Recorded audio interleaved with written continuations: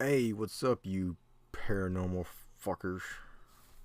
Welcome to the Business of Fear podcast, episode 2.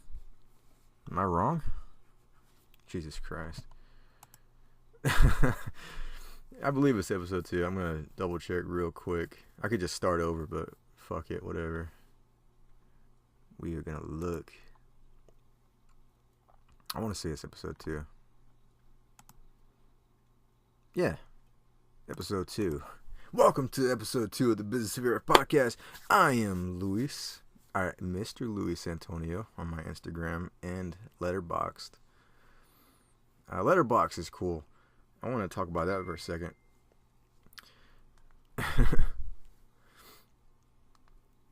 Letterboxd is this app that it allows you to write reviews, rate movies, keep track of the stuff you're watching through a diary and through your film's little film thing in general, little film feature. It also, if you have people on there, it allows you to see what everyone else is watching. There are directors and stuff and filmmakers on there, and it's neat to see what they're watching. I don't really follow any, but I do keep up with my buddies. My girlfriend's on there. She watches all kinds of stuff, and it's cool hopping on to see what she's watched. When she hasn't told me anything, it's cool to see that. JP, my buddy JP, he's on there. He watches stuff in preparation for his podcast, 22 Shots in Moods and Horror, and you get to see where he's at in a franchise like Hellraiser. They just reviewed the entire Hellraiser franchise. So, Letterboxd is cool. Go check that out. Follow me on there. And, Instagram, I'm always posting stuff on Instagram, just pictures. I never post any type of... I post random shit here and there, but I don't post a lot of non-movie stuff. So if you're worried about that, don't worry. You don't get you don't get any political shit. You don't get any kind of drama. You just get pictures of movies and maybe a soda or a food item here and there. So, yeah, this is going to be my first review episode. I should have said that first. And I'm going to be reviewing The Fury Within from 1998. This will be my first review episode, like I mentioned, unless I didn't mention it, and I'm having a really bad case of short-term memory loss here. But yeah, before I get into that, I'm going to talk about some releases, because it's pretty neat, especially because it's some movies. Well, they're all movies that I like. Well, I'll get into it. First off, we're going to talk about Scream Factory, because Scream Factory is putting out 3. 2 specifically that I want really badly, and then a third one that I'm on the fence about, because I don't know. I have it, and there's some features gonna be with it and stuff, but whatever. Here it goes. Of Unknown Origin, which is a Peter Weller killer rat movie, sort of killer rat movie. You have to watch the movie. It is a rat movie though, and I watched it for the first time, I think this year. It might have been last year. I'm so fucking bad. My memory is literally like Dory from... Holy shit. Nemo. I was about to say Elmo. That could be proof right there that I'm not lying. So maybe reviewing movies isn't very good because I can't remember the shit that I'm trying to talk about. I do remember this movie though. Just watched it finished it 10 minutes ago. But Of Unknown Origin is coming out from Scream Factory from May 22nd. Collector's edition, I believe. Or maybe it's not. God damn it. Again, I'm really bad at this. This is also my first review, my first what's coming up type of thing, so give me a break. I'm on episode 2, for crying out loud. They're also putting out May 15th, It's Alive, the trilogy. Now, I don't believe I've ever seen them. I don't know. I know I haven't seen part one. At least I don't think I have. But I know I haven't seen all of them. I do own the remake, and I was gonna try to get the trilogy, the normal trilogy that was on DVD, and it wasn't at a price I wanted to pay, and I'm kind of glad I didn't, because, and we'll get to something like that similar coming up about paying for something that I probably shouldn't have. And my girlfriend's like, you probably should be paying for a lot of things. But I wanted the DVD. I wanted all three movies just because I have never seen them. Okay, I was about to say, freaking out over here. But Scream Factory's putting them out, special editions, I believe, and that's coming out May 15th. I want to get that. I do want that.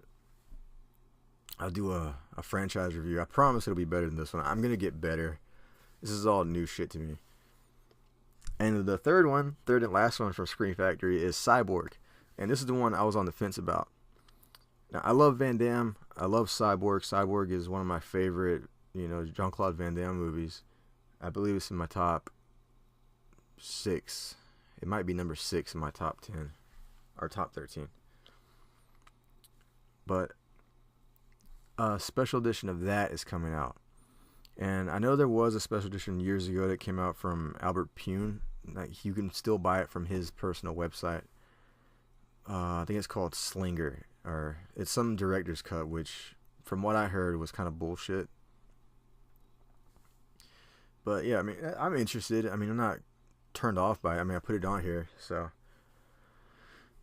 I do want to check it out at some point. Will it be like a day one release, or day one purchase rather? Like the It's Alive box set and of Unknown Origin? Probably not, but I'll probably get it eventually. Next up, from Unearthed Films, and I was doing a little bit of research before I did this. Sort of research. I just looked online real quick, make sure I was spelling Unearthed right. Not Unearthed, but spelling out all the shit right, because no one's reading this. I'm the only one reading it, but still.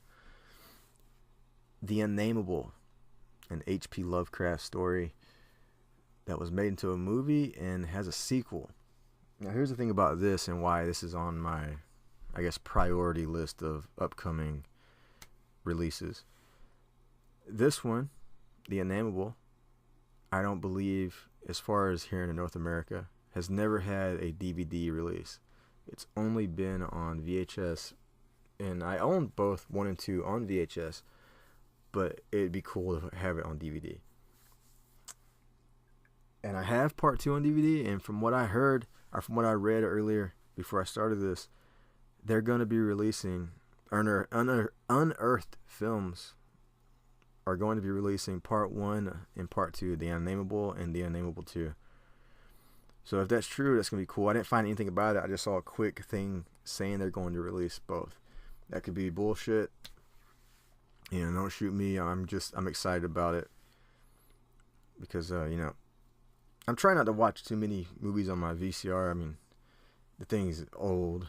I don't trust VCRs anymore. I did watch The Fury Within. There you go. It's a videotape. You can probably see it on camera if I have my camera on. I did watch that. It worked pretty good. And I'm going to try to watch Body Parts sometime this week, because I've never seen that movie either. Got that on VHS because the DVD is stupid expensive. But yeah, Unearthed Films is going to be putting out The Unnameable, possibly The Unnameable 2. Enjoyable movies. They're not like creature features. There's a demon monster in it. Practical. And a lot of fun, I think. 2 movies that a lot of people just don't talk about, and really because there's not been a way to find them easily. They're not accessible like the rest of these movies.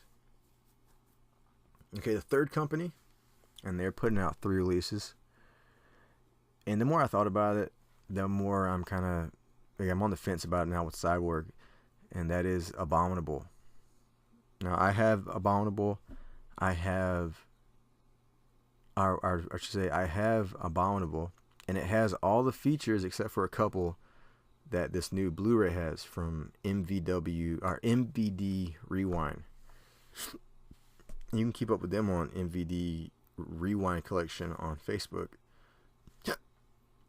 But they're putting out Abominable, which is a Sasquatch movie, or Abominable Snowman, Yeti, Bigfoot, whatever. It's one of those movies, and it happens to be my favorite. Think a Rear Window with a Sasquatch, and you get Abominable. Violent, not your typical Sasquatch movie. You know, you get a lot of found footage Sasquatch films, a lot of really bad looking suits, like just dude in suits type stuff. Like when you see Jackass and you see guys wearing gorilla outfits, it's like that. The Sasquatch or the Bigfoot in this movie is a really cool suit, and it's because the filmmaker, the director, is a big time horror fan, and he wanted to, you know, give it something, and he does. That movie is, I think it's awesome. You know, a lot of practical. I think there might be some CGI, but for the most part, it's like 90% practical, maybe 95% practical. The second one is The Return of Swamp Thing, and I told my girl I was gonna get this for her because, you know, I have the old special edition DVD. I have that on my Instagram. I should have got it just to reference who put out that release. But Return of the Swamp Thing, I like more than the first one. I enjoy the first movie. I like it for what it is. But the second one is just so much fun, so much more fun. It's pro wrestling. It's, you know, there's no pro wrestling in it, I'm saying, but it's you know, it's that kind of fun, like 80s pro wrestling, WrestleMania. Just Swamp Thing battling leech monsters and all kinds of shit going on, and it's fun. I like it a lot. And last but not least, from MVD Rewind, is the one that I got the most excited over. Like, The Unnameable was the most exciting, and then I saw this one a couple months later, and I'm like, holy shit, I saw it a few days ago. Or it was announced a few days ago. And that is Lionheart. Holy shit. And it comes with all these crazy special features. And, you know, I'm reading through it, and it was like, holy, you know, what the fuck? There's a commentary on it? Because I knew there was a DVD out for a while, but it was a bare bones DVD.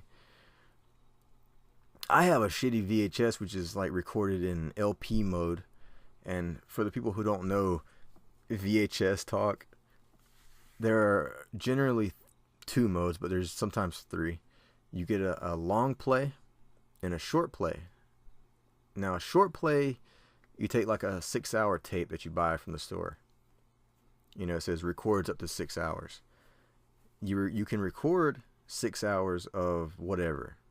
You know, TV shows, movies. It goes 6 hours in long play mode. But the quality is a little shitty because they're trying to stretch out all that, you know, tape and, you know, all the stuff that you're recording it. Then you get short play. And short play records 2 hours. And it takes up more tape, obviously. It takes up the entire tape. But the quality is way better. I have a few of them. Good Times Video is notorious for this bullshit, but this is not Good Times, the Lionheart VHS I have. But it's you look in the tape itself, the VHS tape, and the spool of actual tape is very small, and it's recorded in long play mode.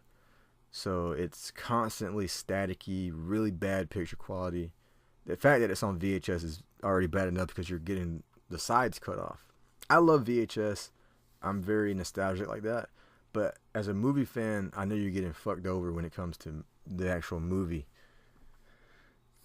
So I heard this, and for a while I wanted the DVD. It was released on a multi-pack with Van Damme movies, and that since has gone out of print. Expensive as fuck. The DVD, the bare bones DVD, expensive as fuck. So I looked online one night, and I found a Region 2 Blu-ray of Lionheart. Very cheap. Very, very cheap. It was like $6. Maybe $7. 6 something. But I got it, and even though I don't have a Region free Blu-ray player, I got it just in case. So I would have it. I liked having it. I could watch it now without having to adjust tracking, without having to worry about static. That was cool. And then like a month later or something, this MVD Rewind comes out and says, hey, we got a special edition of Lionheart, and I freaked the fuck out. I pretty much bought that movie for nothing. I mean, I didn't pay a lot for it, but still. And I'm going to give you some of the special features this thing has. It's really cool. Because I was looking through it, and it surprised me because, again, the commentary was the biggest one. As far as special features go, audio commentaries are probably my favorite. And this one had a... Here you go. There are all new bonus material. There's an interview with Jean-Claude Van Damme. He's talking about it. That's fucking cool. Let's see this. You get an audio commentary by Sheldon Lettich, who directed it, and Harrison Page, who was Van Damme's buddy in the movie. And I was like, holy fuck. And it had to be some weird German release, I think, from what I read, that this commentary was on. It's like some European DVD that, they put this audio commentary on, which is why I never heard of it. There's a new The Story of Lionheart, a 60-minute look into, I guess, the movie and how it was made and stuff. 60 minutes. That's fucking cool. A new feature, or a new, God damn it. A new special feature called Inside Lionheart, a 25-minute feature with Sheldon Lettich, Eric Carson, Jean-Claude Van Damme, Harrison Page, Deborah Renard, and Brian Thompson. Brian Thompson, of course, was the Night Slasher from Cobra. He's also, I think, Shao Kahn. You don't want to remember that part. There's a making of featurette that's about almost 9 minutes. There's an interview with Sheldon Lettich, which is about 25 minutes. An interview with Harrison Page, which is 13 minutes. And a behind-the-scenes audio commentary featurette, which is 5 minutes, roughly 5 minutes. There's also going to be a collectible poster. This is my thing. This is the big one. I am a horror guy through and through, but this is the one that got me the most. It's so fucking cool. I love Lionheart. I say I love Cyborg, and I love Cyborg. Love it, love it, love it. But I love Lionheart. That is the... I think by now people have said it a million times, but I thought of it way back in the day. This is the real Street Fighter movie that Van Damme did. Now, I like the Street Fighter movie, based on the video game. I do like that movie. I know a lot of people don't like it. I do like it. But this is insane. This is Street Fighter all the way through. He fights his way through different characters. He gets to the final boss. It's just... It has a lot of heart. The fight scenes are just great. The editing is old school Van Damme. Multiple kicks to the face, Slow motion. You get all of the quintessential Van Damme. I don't want to say cliches, but you get all that stuff from Van Damme films. Really fucking cool. And that comes out June 12th. Day one release, right away. Cannot wait for that. So yeah. So we're doing good right now. How much time we got? 20 minutes in? That's not bad. I don't want to make... this shouldn't be an hour, so... Without further ado, let us get into... Let us get into The Fury Within from 1998, starring Ali Sheedy and Costas Mandylor, who most people probably know now from the Saw movies. I'll give you the read-up on the back of the box. It says, the perfect wife and mother, Jo Hanlon, is the kind of woman who hates to make waves. But when her husband Mike asks for a divorce, all hell breaks loose. Literally. In the wake of this family crisis, a violent supernatural force descends upon the Hanlon house, putting Jo and her children in mortal danger. What secret lies behind this horrifying visitation? And if it can be stopped, who will pay the ultimate price? And there's a quote down here with amazing special effects.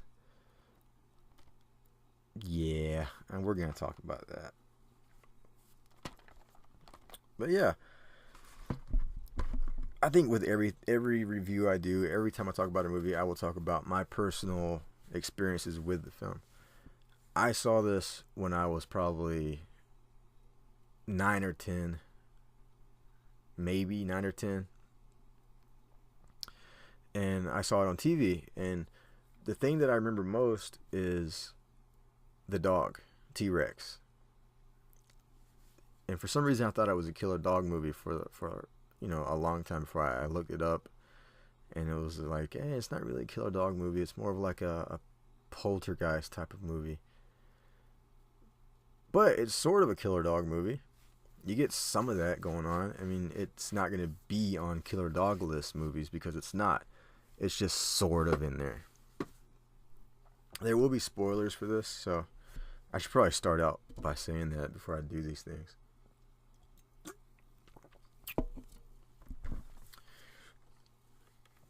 The Fury Within.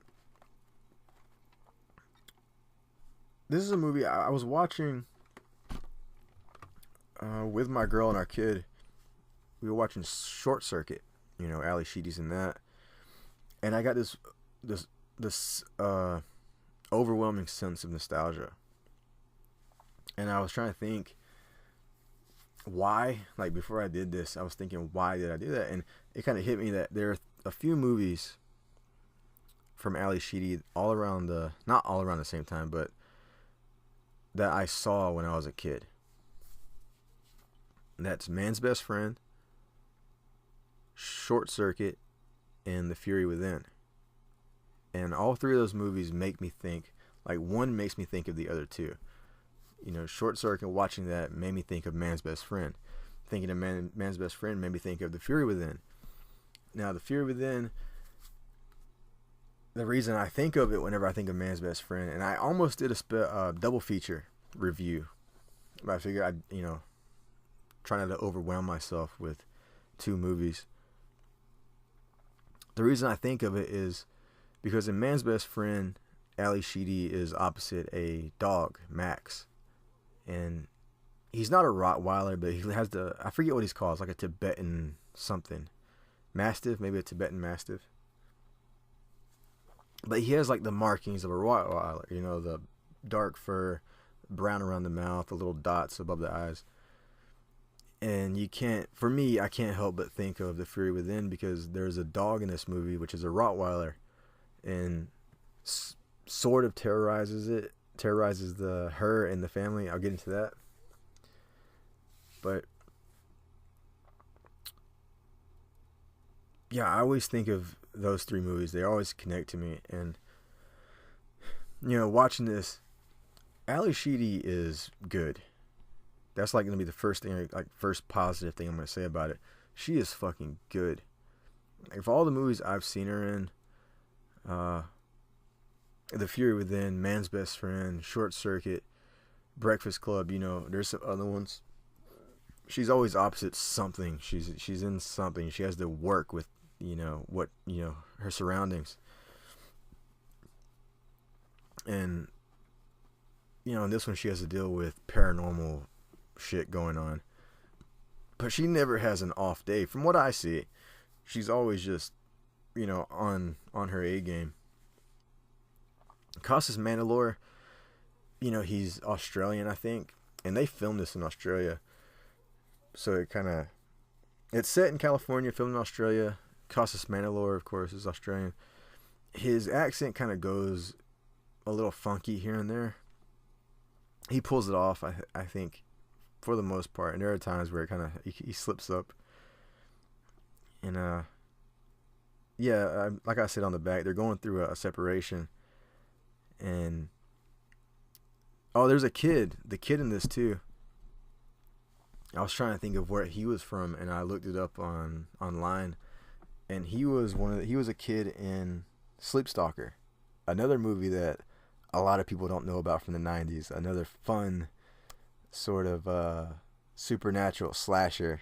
I know some people won't think of this. Matt, you and your horror movies, he doesn't see it as a slasher. I do. But yeah, that kid's in it, Jimmy. But the opening, what was on? I was talking about the divorce. You're going through a divorce, and that's where it kind of goes into drama. It is like a paranormal, poltergeisty type of film, and it has like a lot of drama going on because there's a lot of literal and figurative shit going on with the Fury Within. I'll try to get into that. I'm going to try and do the best I can to go in depth with this thing because it's my first one and it's a movie that I like.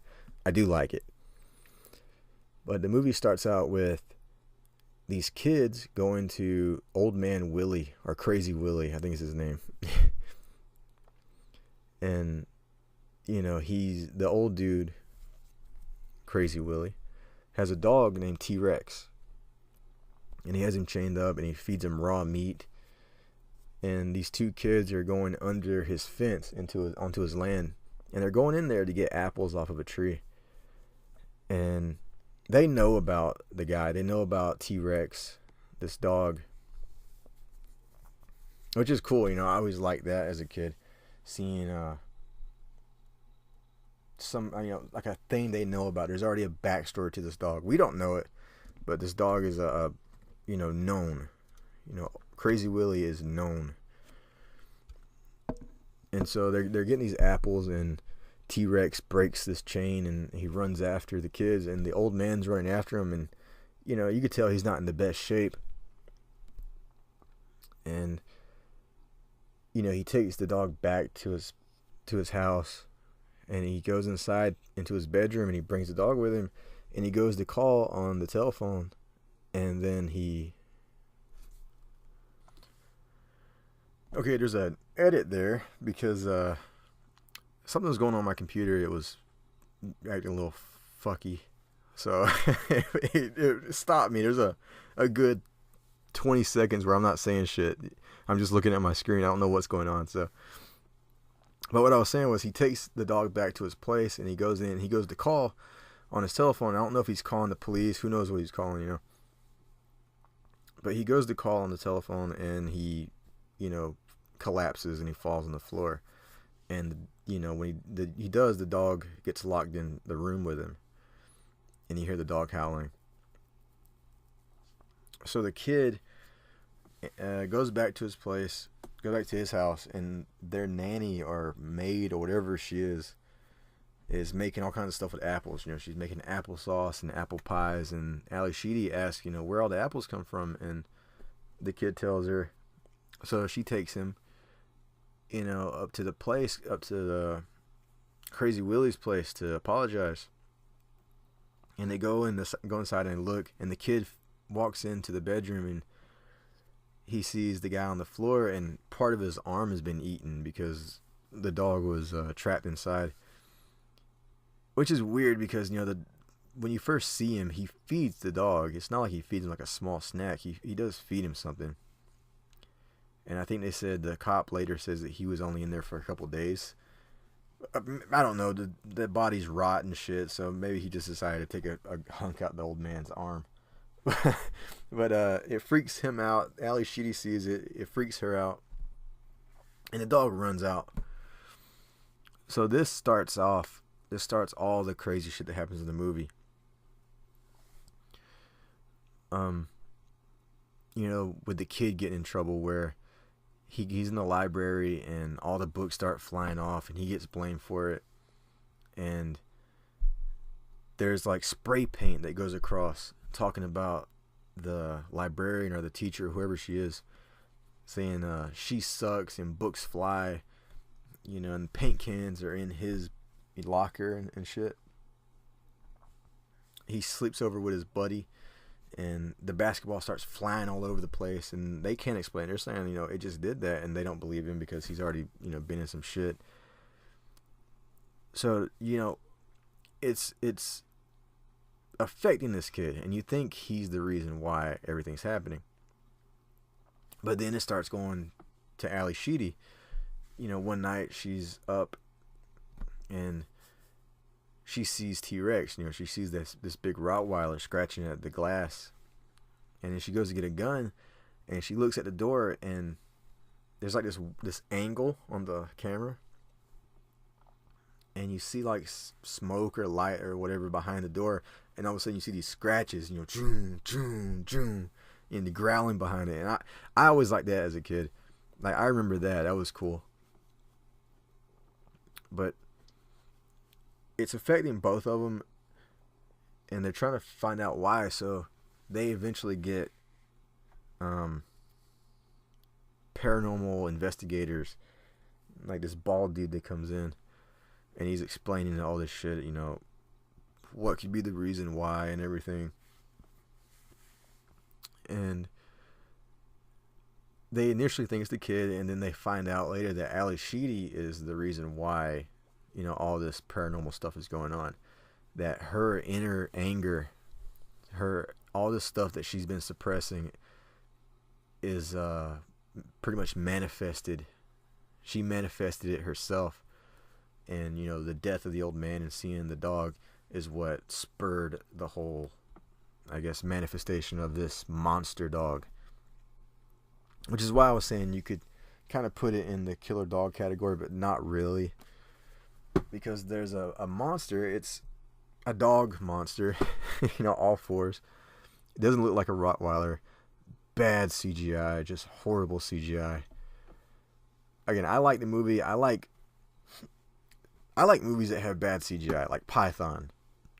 Love Python all day. Could watch it all day. I like Boa with Dean Cain. I think it's called New Alcatraz somewhere else. But I like movies with bad CGI. This I can give a pass because it's 98, and when I saw it as a kid, a lot of low budget movies hadn't started going down the super 100% CGI route like sci-fi pictures are now. So that's one of the negatives to it. I mean, it has its charm. It is so bad. But another thing that they do is, in Evil Dead, the Evil Dead films, there's the POV of the evil force, going through the woods, that thing. They do it in this movie where you see the POV of something, and it's going through like hallways and around, this areas and stuff. But when they do, it turns into like the shitty Canadian TV, look to it. Like way different from the rest of the film. It looks different, like it was shot differently, and it just looks bad. But that's another thing that's just, they tried. It wasn't good, but they tried. But the CGI, if you've ever seen Dark Wolf, like Dark Wolf is an entertaining movie. It has Kane Hodder in it and that chick from Son of the Beach. I forget her name. I think it's Jamie Bergman.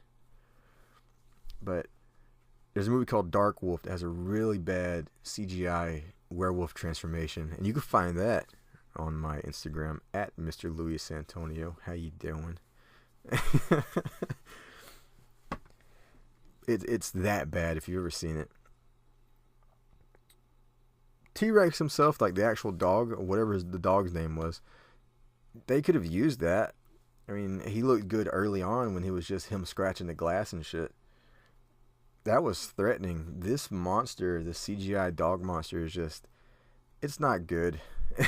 It just isn't good. I like the movie, but that's, But, yeah, as I was saying, like, there's some metaphors going on with, the actual fury within of Ally Sheedy. It's not just these monsters, it's her own feelings. The divorce, the separation, seeing Costas Mandalore's new girlfriend. All this stuff is built up. I think they said something called the limbic nerve or something. Something to do with the brain. That's how she manifested this shit. But again, spoilers all day with this. At the end, when it comes to the end, again, bad CGI. They do have some cool effects with, sparks and explosions here and there. Simple shit. Very simple. It's not like big explosions, but it was simple, and it's something that, again, I watch low budget films today, and it just doesn't have this type of feel to it anymore. Call me an old guy, but it just doesn't feel the same. And I know a lot of people won't like this movie, but fuck it, I like it. But the ending is a downer ending. I don't like it. That's probably that is the biggest thing I don't like about it, is the ending, because Ally Sheedy, in order to protect her family from this thing, she decides to kind of sacrifice herself. And she says, get me, take me instead. And all this evil stuff, forms into a lightning bolt and hits her in the fucking forehead. And it ends with her in a wheelchair in like a catatonic state, just dead to the world, not there anymore. And that's really just, again, I don't like that. That's the worst part of the movie for sure. The CGI is bad. The ending is worse. Again, a fun movie. I enjoyed it. Ally Sheedy's great. I think it's a solid movie, especially for a kid. It was made for TV in 1998. I think they said especially for the USA Network, which is, I think, where I saw it. I saw a lot of stuff on the CGI network, on the USA Network, like the Killer Bee Nightmare, Deadly Invasion, the Killer Bee Nightmare, or Invasion, the Deadly Killer Bee, something like that. Rattled, Silent Predators. I saw all that stuff on the USA Network as a kid, and I'm grateful for movies like this, because this is stuff that helped me get into horror. And I didn't appreciate it. I didn't appreciate movies like this very much as a kid, but now looking back, I'm like, man, I'm really glad I was able to watch this stuff. But yeah, The Fury Within, I'm not gonna rate it. I'm thinking about not doing ratings, and I've said I'm probably not gonna do ratings. But I don't know what to say. I give it a pass. I will give this a pass. There are movies that I like that I can't give passes to. I will give this a pass. I enjoyed it that much. For I think the second time in nearly 20 years that I've seen it, I still enjoy it. And it makes me want to watch Man's Best Friend, but we're not going to get to Man's Best Friend just yet, because we're going to do a double feature with Cujo in the future. So yeah, I hope you guys enjoyed that. I hope I was able to get enough information on the movie out. I listen to reviews and I'm like, man, they didn't say much about the movie. I hope I was able to get something out for you guys about the movie. I'm not trying to sell you on it. I'm not recommending this. This is a movie that I liked. I thought was, entertaining. It's my thing. I like it. PG-13, 1998, TV, made for TV movie, low budget, but good. And hopefully we'll see what happens to the next one, episode 3. I enjoy doing this, like kind of prepping for the show, like actual prepping, not just thinking about the movies I've watched, like the best of 2017. That was a shit show. Thinking back to it, I haven't even put timestamps in the bottom just because I don't like that episode too much. I will put the timestamps sometime. It might be a year from now, but I will eventually get to it. This one I'm okay with. I feel good talking about the upcoming DVD and Blu-ray releases. I felt good talking about this movie. The Fury Within. Very, I wouldn't say underrated, but it is very much a forgotten movie that I wanted to talk about. And I could have talked about a bunch of movies that very well known, get a little bit of extra views here and there because of the movies that are well known. This is from 98. Again, no one, as far as I know, no one knows about it. I'm on Letterboxd. None of my people on there have ever seen it or marked it as seen. My girlfriend hasn't seen it. Nobody in the 22 Shots, as far as I know, has seen it. Matt from You and Your Horror Movies, he didn't make mention of it, and he's seen a lot of low budget movies. He's one of the only guys who knows about the movie Monster. Not the Charlize Theron movie, but a 50s throwback type of movie called Monster. I talked about it one time, and again, he was the only guy who talked about it, or who knew about it. The Fury Within is the only one, or is the only movie so far that I've been able to bring up that no one seemingly knows about. So if you could find a copy, and you want to check out like an Ali Sheedy movie, you're a fan of Ali Sheedy, that's probably one to check out. Again, not recommending. If you want to check it out, be my guest. If you've seen this movie, you don't like it, hey, I can see why.